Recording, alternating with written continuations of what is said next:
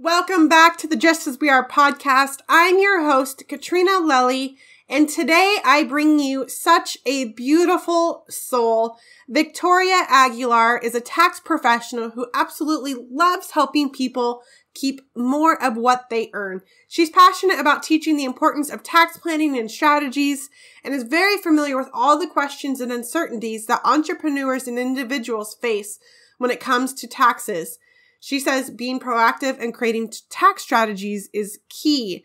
Her story is incredibly powerful, and we talk, all of the things about taxes and how amazing it is that she is there to help and support entrepreneurs no matter where they're at in their stage, because it's important. And she shares how she actually went from stay-at-home mom, going through a hard time, a divorce, losing her father, it being the recession, and meeting the right person who actually showed her all about taxes, and it turned into her passion. And she realized, hey, numbers are actually really sexy. And, she goes into her story about, growing up with parents who, I love this term, love role models, who actually divorced when she was young. And so not having a very good role model in her life, she ended up in a couple of relationships that were not very healthy for her. She grew up watching abuse. She was with her husband who was toxic. There was infidelity, gaslighting, financial things, and everything looked really good on the outside, but on the inside, she knew she was dying. And so she shares her story of where she found her strength and her purpose, and not only to leave that relationship, but to go on and build a better life for her and her daughter.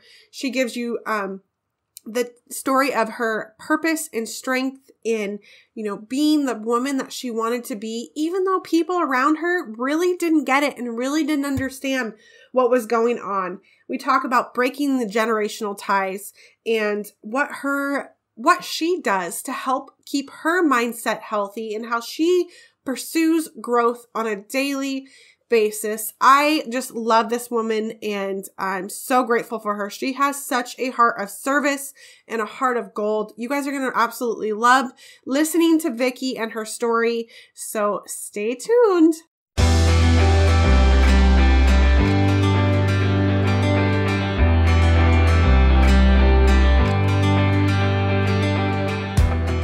Welcome to the Just As We Are podcast.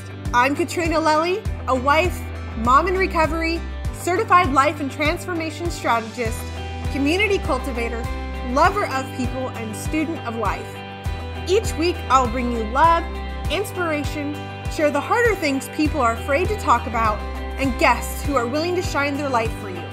I give you self-care practices and mindset tips to help you shatter the negative stories you tell yourself. Now is the time to step into the beautiful, loved, whole woman you already are. Let's walk this journey together.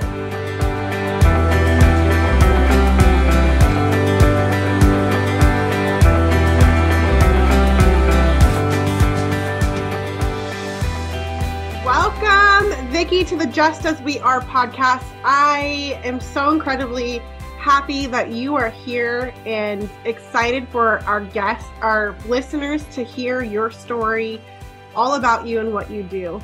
Thank you for coming on. Thank you for having me. It's such an honor. I'm really excited. Yay, I'm so excited. Now, Vicky and I kind of know each other. I mean, we've been in this around the same community for quite some time. And are you one of the OGs in the society? I am. Yeah. That's right. Okay. Yeah. So exciting. I love talking to women who've been, in that group specifically for a long time, but just the relationships and bonds and people you meet because of spaces like that is so beautiful, and it's so much fun. It is. I mean, it's this whole society has been so transformational for me, and I know for a lot of other women as well. It's the best thing ever. Yeah, it's so amazing, and I love communities like that, and I love building and being a part of those types of things. But I want my listeners, tell them who you are, what you do, a little bit about yourself.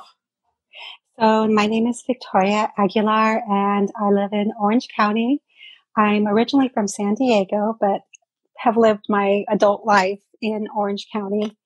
And I have my own tax business. So I help with entrepreneurs, mainly a lot of women, female entrepreneurs that are starting up their businesses, or are in the process, or have had a business for a while. I help them with tax strategies and tax planning and preparing. So my goal is to help them understand and educate so they can get the maximum benefits for their business expenses.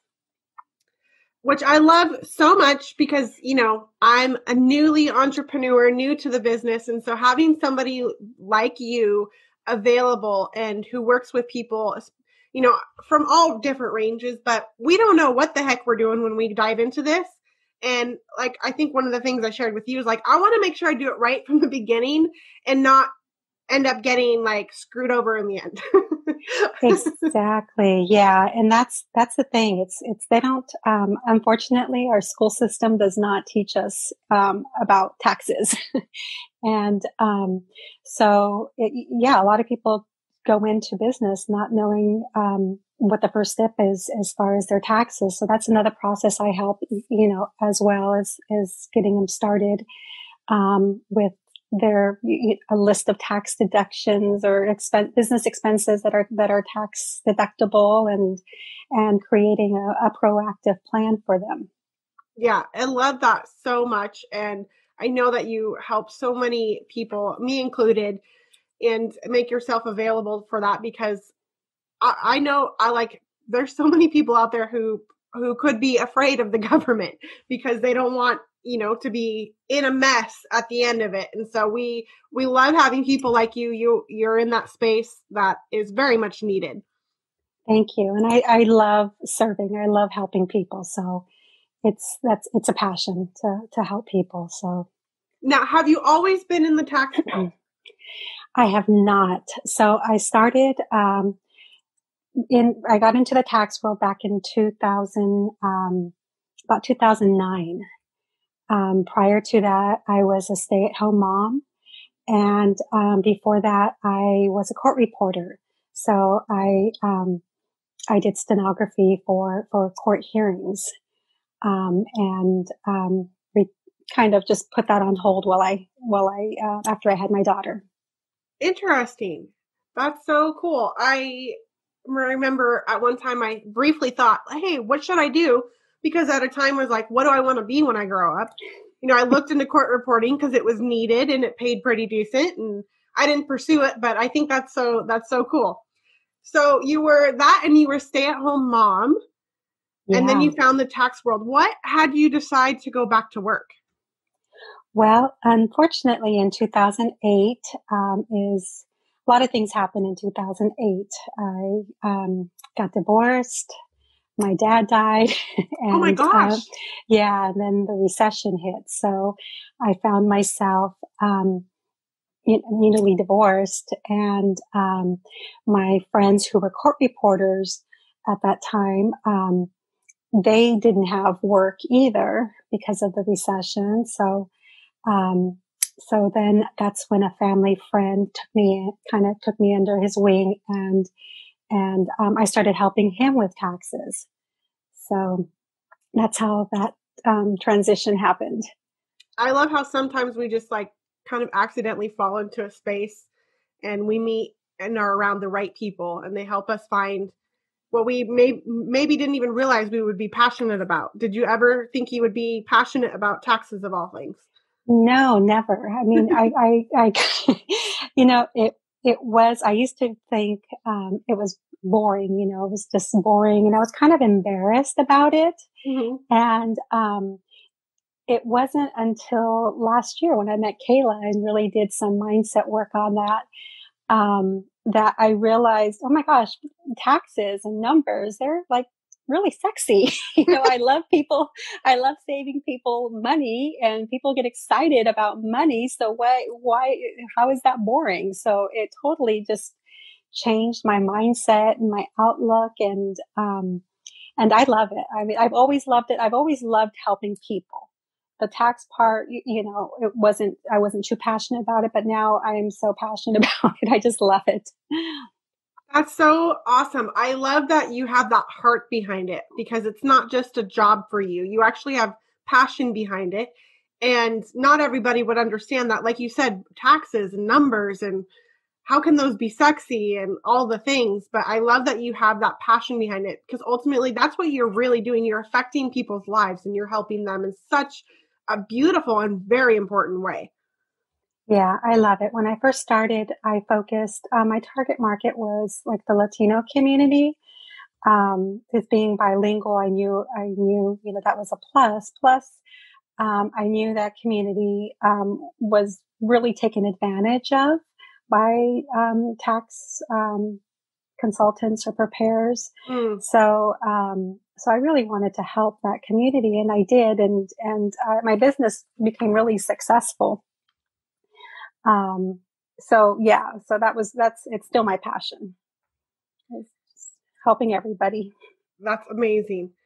I want to dive into a little bit of your story because you shared with me for a little bit about your marriage, and I don't think that this is probably talked about enough.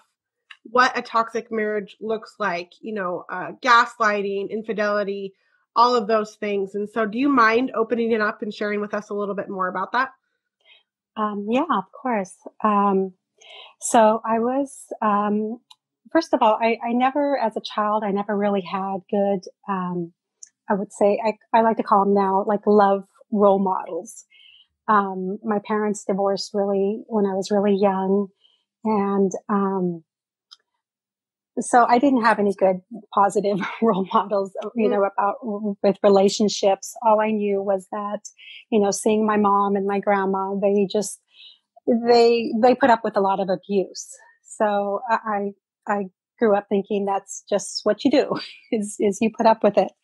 So, so I was in a relationship, for 15 years and 12 of those years we were married and, the red flags were there from the beginning, but, I ignored them. I didn't, really have much self-worth. I didn't realize my value. And again, it was just something that I thought you put up with.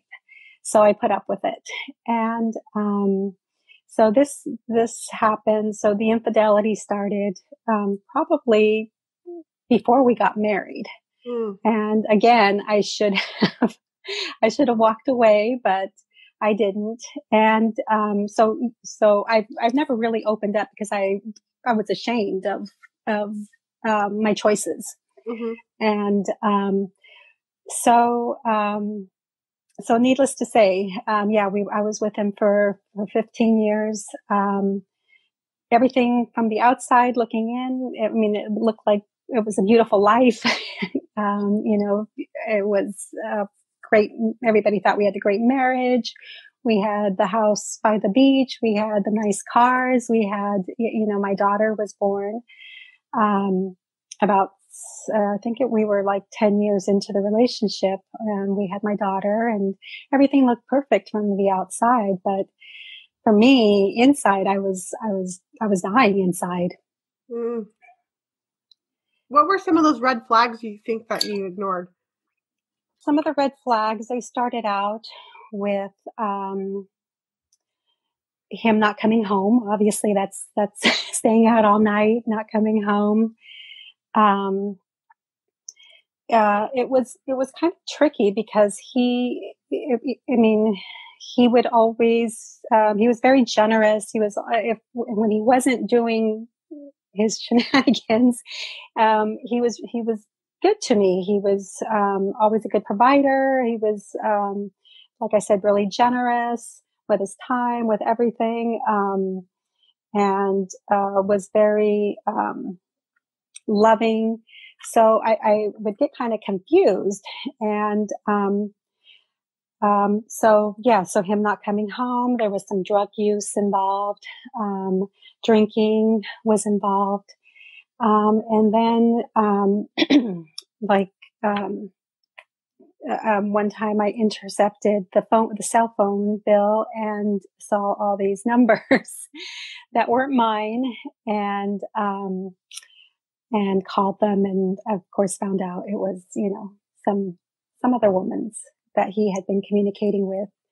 So yeah, so this went on for 15 years, but not just with one person, with several people. Mm. What gave you the strength to, because that was what kind of the abuse was modeled for you as you shared as a kid. And so you didn't know any different. Where did you get your strength, or what gave you the strength to stand up for yourself and your daughter and say, this is enough? Yeah, I struggled with that for a long time because, I was financially dependent on him. He controlled all the money. And I knew I didn't want to put my daughter in daycare if I, if I divorced him. So, but ultimately, what led me to make my decision was, I didn't want my daughter to ever think it was okay to be treated in the manner that I was being treated. Mm. I knew she would eventually, kids are smart and they know what's going on. So I never wanted her to think that was okay, to ever let anyone treat her, disrespect her, dishonor her, and not appreciate her. So that was my ultimate decision to deciding factor, I should say. Yeah, that's so incredibly beautiful, and so proud of you, because even though we know we're in a situation that is, toxic to us, and we have kids, we don't always necessarily change that situation, even for our kids.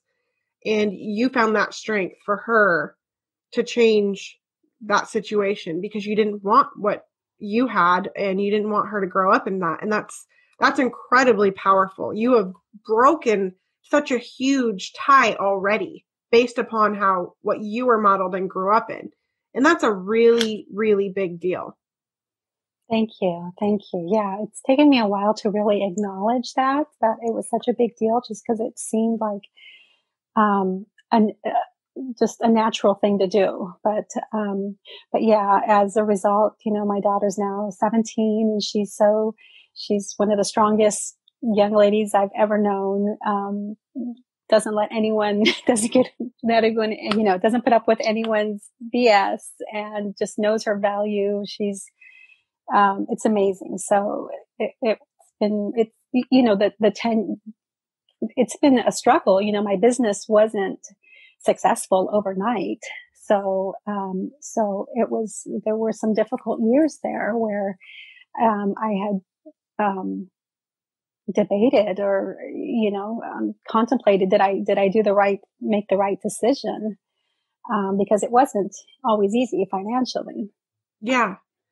That is so true. And especially as a single mom who was trying to support her kid and not knowing like what was going to happen the next day, or maybe where, if you were going to make it that month for bills, or where that money was coming from.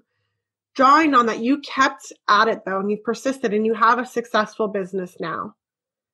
Yeah. What are some things you can share with the women out there who maybe they're in that same space? Maybe they're a single mom. Maybe they're not a single mom, but they know that they see something, they have this passion for what they're doing, and nobody else necessarily sees it. Maybe they think they're crazy, but how do they just keep going? How do they fight through that when, I don't know, maybe did you feel like you were completely alone? I did. Yeah. So what would you share about that? Well, I would definitely say, because entrepreneurship is lonely. They're especially in your close circle. You may not have, your family members or your friends may not, like you said, may think you're crazy and tell you to get a 9 to 5. But I would just stay determined and just stay focused on your goals. And it's just one day at a time. Don't be afraid to reach out. and ask for help, if you have questions or, and just be positive, stay away from negative people. That's so, so important. Who you surround yourself with makes a huge difference. And I know when I got very intentional with the people that I surrounded myself in, the groups that I spent my time in, I had to let go of some other people and things.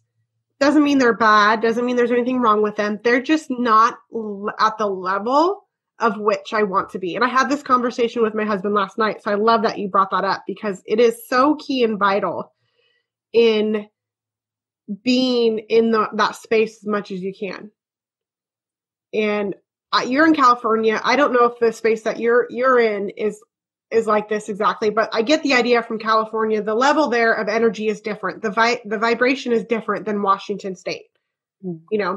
At least I haven't found the higher vibration all that much yet because I seek that in person, but that's why I'm grateful for technology. That's why I'm grateful for virtual, because had that not been available, had we not had access to that, I don't know where I would be, and you've obviously grown to put yourself in the spaces where women they're determined, they're growing themselves. They have the big unicorn magical dreams, and so I love that you stepped up in that way and put yourself in those spaces. Thank you. Yeah, we are really fortunate to have technology, especially right now with the COVID going on. And I think another thing that I always advocate is to always keep learning, never stop learning. And that's so important. Self-development is so vital, and it's key to, every single day. It's not just one time, read one book and magic happens. It's a process. It's every single day. It is. It really is. And while you're speaking, what came up for me to ask you is, somebody who not all entrepreneurs necessarily, I don't think, get into personal growth and development, and they're not willing to work on themselves. And somebody who, and I could be totally wrong about this. This could be because I don't know more about the world or whatever, but somebody who comes in and they're doing taxes because everybody thinks taxes is boring and they don't like it or whatever. Why would somebody like that come into a space of mindset and want to work on themselves and better themselves? It's for everybody. Mm-hmm. And like you shared, that mindset is daily growth. So what are some of the things you do for yourself to keep yourself growing and not either, get stagnant or maybe even revert back to some of your old bit, which we do. We all do. We all sometimes go backwards, but what are some of the things that you do? So I have this morning routine. I get up, at 4:30 every morning. I do some journaling. I have a list of, like a gratitude book that I'll write in as well. Cause I don't anymore, but I had the habit of always, just forgetting to be grateful for what I have now. Always striving for, what I don't have or what I want, but forgetting to be grateful for what I do have. And journaling and just reading. I'm always reading every day. Tony Robbins, he really motivates me and keeps me in line. So I listen to him or just other people as well. So I think reading is really key too. It is. And I'm laughing in my head a little bit because I think some people are like, I don't like to read or I don't have the time to read. And then I question like, okay, how much time are you spending on social media or Netflix and chilling? Like that's me. I'm totally, I've been guilty of that myself. And it's like, man, I could pick up a book and spend that time reading more so than doing that stuff, which doesn't fill my head with any good stuff anyway. Exactly. Yeah. So I do that too. It's so easy, but yeah, so I try to read at least a Oh, half hour, listen to, listen to a podcast or a podcast or anyone's podcast that, that motivate me. Um, so yeah, that's what I do. Of course, working out, I do that every day as well. So, we're all connected, our body and mind. So it's important to also exercise our body as well as our mind. yeah. If nothing else, like I tell clients, go for a walk. Just get your body moving or have a dance party, whatever it is. It's in the simple things.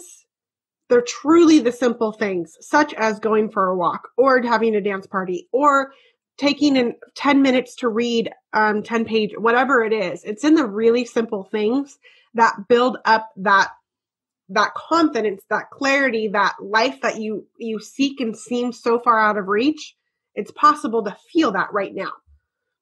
Exactly. And that's, Tony Robbins talks about that a lot, is our physiology to change it is just get up and move, just do something, just move. Like you said, go for a walk, jump around, do something. And it really changes it shifts your emotions.